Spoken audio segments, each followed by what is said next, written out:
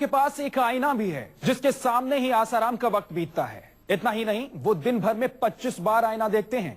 आखिर क्या है 25 बार आईना देखने का राज, आइए आपको बताते हैं।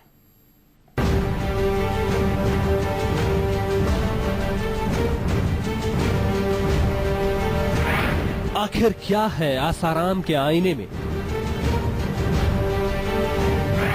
कैसी माया छिपी है आसाराम के शीशे में? आखिर वो क्यों देखते हैं 25 बार आईना?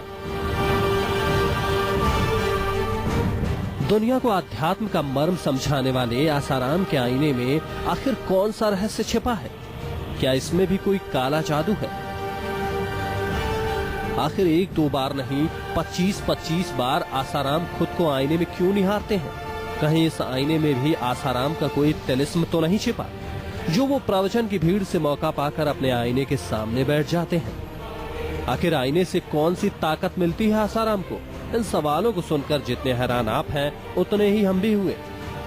क्या आईने के बहाने आसाराम कोई तंत्र मंत्र तो नहीं करते? इस बात का पूरा सच हम आपको आज बताएंगे कि आखिर आसाराम दिन भर में 25 बार आईना क्यों देखते हैं। आपको बताएंगे कि जब आसाराम को भीड़ भाड़ से फुर्सत मिलती तो वो अपना चेहरा आईने में दिखाने लगते हैं।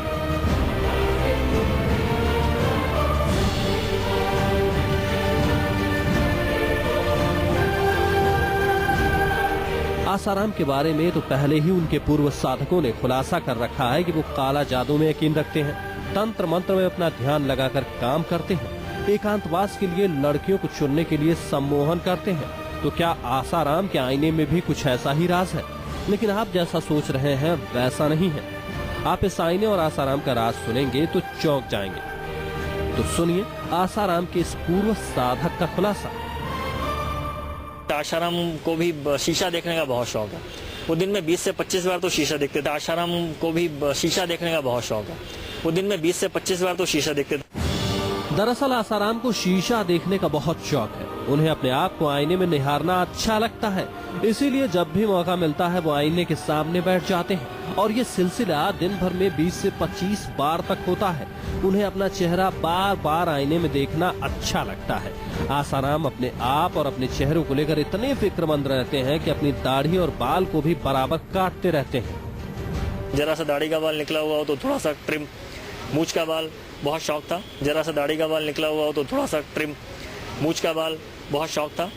सुना आपने, अपने रूप को लेकर आसाराम की ये कैसी दीवानगी है। वो कभी नहीं चाहते कि उनके बाल और दाढ़ी बिगड़ी हुई हो, इसीलिए जब भी मौका मिलता है वो आईने के सामने बैठ जाते हैं। ये तो आसाराम का आईना प्यार था। अब जरा आसाराम के पूर्व साधक की जुबानी सुनिए कि आसाराम कौन सी दवाओं का सेवन करते थे। प्रवचन से पहले और प्रवचन के बाद उनको किन दवाओं की जरूरत पड़ती थी, किन दवाओं को लेकर वो अपनी कुटिया में चले जाते थे। अपने भक्तों को नशे से दूर रहने की बात सिखाने वाले आसाराम कौन सी नशीली दवाओं का इस्तेमाल करते थे, तो सुनिए कलयुग के स्वयंभू भगवान का ये भी सच कि किस तरह आसाराम चरस और गांजे तक का सेवन करते रहते। गांजा तो हमारे सामने ही पिया करते थे सिगरेट में भर के वो, और पीने के बाद हमसे पूछते थे कि तुम्हारी श्रद्धा तो नहीं हिली। गांजा तो हमारे सामने ही पिया करते थे सिगरेट में भर के वो, और पीने के बाद हमसे पूछते थे कि तुम्हारी श्रद्धा तो नहीं हिली। साधक की माने तो आसाराम एकांतवास और प्रवचन से पहले उत्तेजक दवाओं का सेवन करते थे। चरस, गांजा और अफीम तक, इनको भी आसाराम ने कोड वर्ड दे दिया था। पंचेट बूटी, अफीम को पंचेट बूटी कहा जाता था। हमको भी नहीं पता था ये हम दे रहे हैं अफीम है। हमको तो बहुत समय के बाद पता चला, क्योंकि जिंदगी में पहले हमने कभी अफीम देखी नहीं थी। हमारे सामने पीते थे, हमें मालूम नहीं था। अगर साधकों की बातों को माने तो अध्यात्म के ठेकेदार बनने वाले आसाराम संतई के अलावा वो सब कुछ करते थे जो उनके लिए वर्जित था। वो लहसुन प्याज खाते, भक्तों को मांसाहार से दूर रहने को कहते और खुद अंडा खाते थे। इसके अलावा जिस संत को प्रेम और सौंदर्य से दूरी बनाकर रखनी चाहिए वो 25 बार आईना देखता था और लड़कियों के साथ एकांतवास करता था। Bureau report, news 24।